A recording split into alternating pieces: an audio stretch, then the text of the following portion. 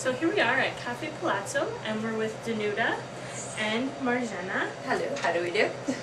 And we are making gnocchi by hand. We're making, you're just watching. Wait, I'm watching how to make gnocchi. What are you guys doing over here? We are mixing in the potatoes.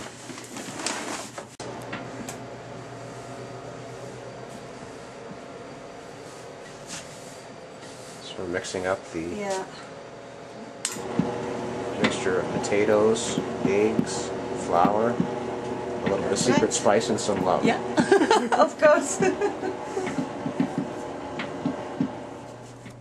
So you guys are going to work the dough a little bit here? My mom's going to work it. I like how you said that again. Your mom's going to work it. It's very hard, but we have to do this every second week. Oh, do you? Okay. Yeah. So when you make these, would you freeze them? Yes. Yeah, okay. And they freeze quite well. Yeah. I do. So here's a fun question. How did two Polish girls end up running an Italian restaurant? Well, my little story, I've always worked in Italian restaurants. Always loved the food, but I never thought we would end up with an Italian restaurant. I told my mom I don't want an Italian restaurant. So I went to school, finished school, and we decided to get a restaurant. And now we have an Italian restaurant. With the menu being exclusively Italian, do you find that some of your Polish influence has snuck its way onto the menu? Not by our choice, actually. This is kopetka in Polish. Well, this is a similar, gnocchi is very similar to something in Polish, but regarding the menu, we actually had regulars. Once I started introducing ourselves, you know, we are Polish, we're proud of it. They kind of asked, well, where are the pierogies and the cabbage rolls? And I'm like, Mom, we have to do something. This is not more than one person. So now we have a little taste of Poland on the menu, and we offer homemade cabbage rolls and pierogies. Homemade. So if you weren't a restaurateur, what would you do? If I didn't do this, it's a tough question. I think I'd have to still be doing something with food. I love to eat. I love to be creative, so it'd either have to be that or like maybe working with menus or in the hotel industry or something with the tourism. I can't sit behind a desk. What's on the menu now that you absolutely love and wish more customers would try? I've got top 3 there for you, which I tell my regulars when they ask for a recommendation. First, foremost is the spaghetti alla carbonara. It took me a little bit while to pronounce that correctly. You did good. But that's with bacon, spaghetti, cream sauce, and the way we make it is we're actually cooking everything together, made to order, and it is fabulous. I've never tried anything like this. I've never ate spaghetti at a restaurant. This is the first time for me. As well as our manicotti, which is kind of like a cannelloni, but it's ricotta and mozzarella cheese filled, and also the homemade pasta there. And my third and foremost is one of our new items on the menu. It's the portobello mushroom melt. My mom and I's recipe, and it's fabulous. So you're a mother and daughter working together. Yes. What has been the biggest challenge and the biggest reward in working so closely together? Well, when I was working at another place, I didn't get a lot of quality time with my mom, and now I do. I get a lot of time with my mom, and I do love my mom. We get along very well.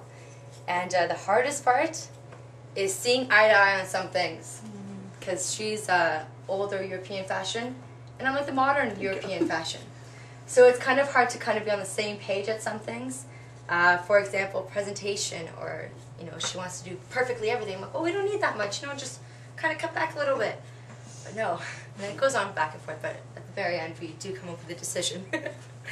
What do you like about me, Mom? I like everything about Or do you want to start with what you don't? No, she's like, when we buy this restaurant, she just give me a lot of new ideas, what I wouldn't think about this before. And I'm happy she's working with me, and I'm happy she's here, and she giving me more advice, because she was finishing the schools actually. She knows what is going on. I never did this before, so it's harder for me. But, you know, like all together, we just, you know, working together, and you have new experience, and we're happy with that. Just before you go, I would like Jennifer to try maybe rolling a few gnocchis. Oh. See her talent here. Yeah, see, we have Jennifer who has her own chef jacket on here. So. Look out, Food Network TV. Here we go. Okay, so what's the technique here? Just roll it like that. You want to gently press it with your thumb and just kind of go. Oh, there we go. Oh. Look at that rolling job. That's Do actually you need really an good. instant replay? Perfect. Have you done this before? One by one. Well, Jennifer is a little bit of a closet chef here, so. Nice. And my nonna made us help. We didn't have these though. I've never seen these. You know what they used to use? They used to use forks. It's forks, And yeah. I actually tried using a fork, and I don't even know how they did it. It's So hard much to use a harder. fork. Yeah. This is really good. Oh, thank It's you. faster, you know, like we know right now doing very slow, but usually it's very fast. Okay, as you can see, our gnocchis have been plated, and Jen and I are going to be the beneficiaries of this nice plating. And thanks again to the girls for all their hard work in making this nice and yummy. And Jen, did you want to crack it open? Oh, okay. If I have to.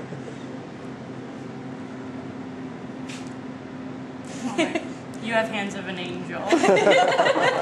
Seriously.